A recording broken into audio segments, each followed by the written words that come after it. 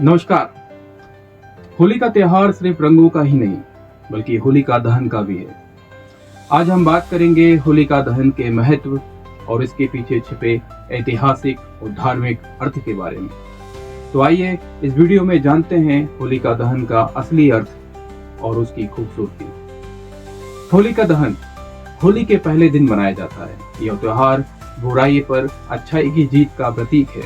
इस दिन लोग आग जलाते हैं। इसमें लोग अपनी बुराइयों, गलत आदतों और पुराने तनावों को जलाकर नष्ट करते हैं। लेकिन क्या आप जानते हैं कि होलिका दहन का इतिहास क्या है? इसे हिरण्यकश्यप और प्रहलाद की कहानी से जोड़कर देखा जाता है। कहानी कुछ इस तरह है। अत्याचारी राजा हिरण्यकश्यप ने अपने बेटे प्रहलाद को भगवान विष्णु की भक्ति करने से मना किया, लेकिन प्रहलाद ने अपने पिता की बात नहीं मानी और भगवान विष्णु की पूजा करते रहे। इससे गुस्साए हिरण्यकश्यप ने अपनी बहन होलिका को आदेश दिया कि वे प्रहलाद को मार डाले। होलिका के पास एक वरदान था जिसके अनुसार वो आग में जल नहीं सकती थी। तो होलिका ने प्रहलाद को अपनी गोदी में बैठाकर अग्नि में प्रवेश किया, लेकिन भगवान की कृपा से प्रहलाद बच गया और होलिका जल गई। इस घटना के बाद से यह कहानी बुराई पर अच्छाई की जीत का प्रतीक बन गई और हम सब इस दिन होलिका दहन के रूप में इसे मनाते हैं। होलिका दहन सिर्फ एक धार्मिक घटना नहीं बल्कि यह हमें संदेश देती है कि बुराई का अंत निश्चित होता है। हम अपनी जिंदगी की सारी नकारात्मकता, गलत आदतें और तनावों को इस दिन त्याग सकते हैं।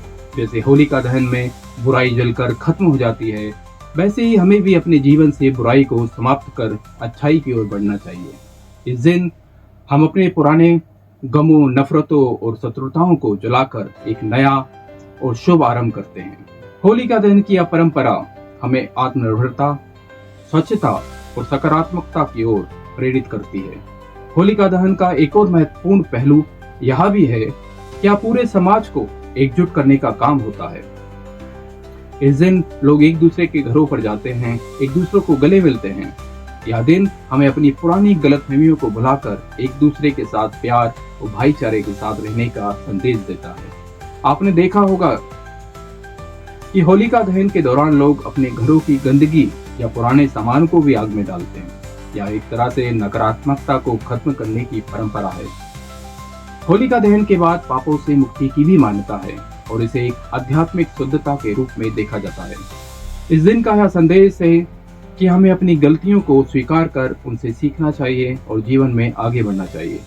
कैलेंडर में आज इतना ही। अगर आपको यह वीडियो पसंद आई है तो लाइक, शेयर करना ना भूलें। हमारे चैनल को भी सब्सक्राइब करें। धन्यवाद।